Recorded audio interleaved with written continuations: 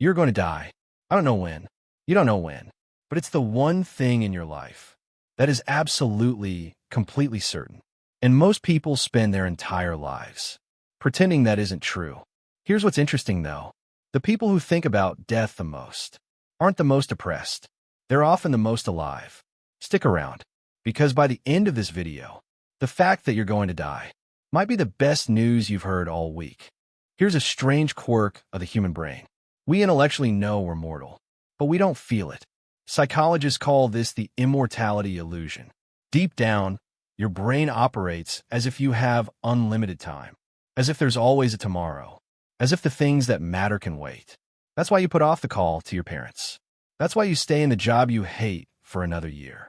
That's why the dream stays a dream, because some part of you believes you'll get around to it eventually, but eventually is not a guarantee. It's a wish. And the gap between knowing you'll die and actually feeling it is where most of a human life gets wasted. Steve Jobs said something that stayed with me.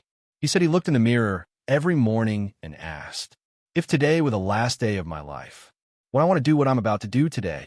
And if the answer was no too many days in a row, he knew something needed to change. That's not morbid.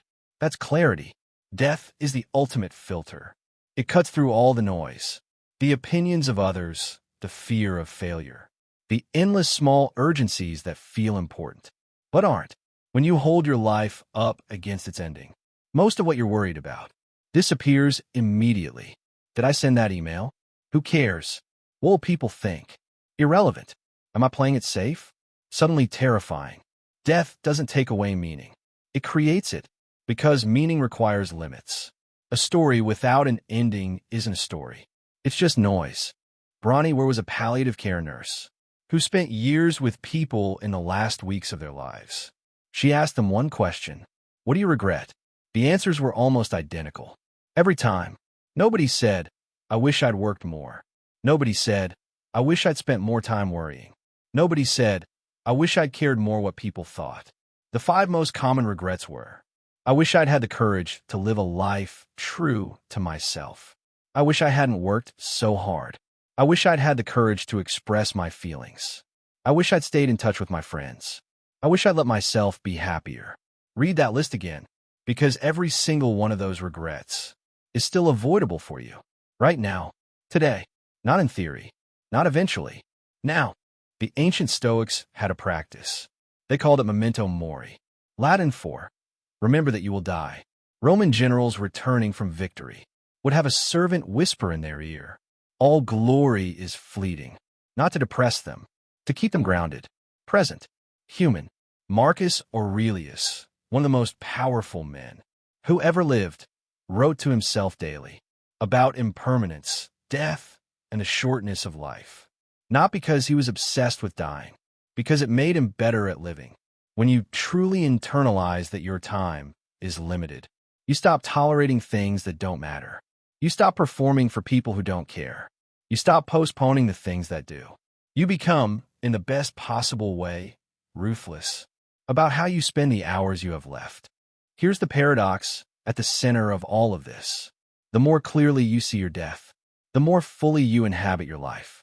Not because nothing matters anymore, but because suddenly everything matters more. The morning coffee, the conversation with a friend, the project you've been putting off, the person you've been meaning to tell something. All of it sharpens. All of it becomes real, because you stop treating your life like a rough draft. This is it. This is the version that counts. There is no rehearsal. The Stoics, the Buddhists, the existentialists, across thousands of years and different cultures, all arrived at the same place.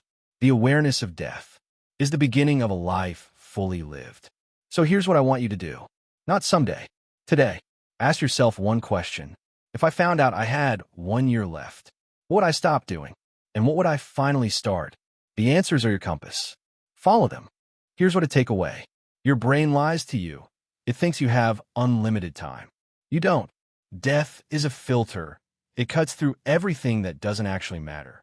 The most common regrets are all still avoidable right now. Memento Mori.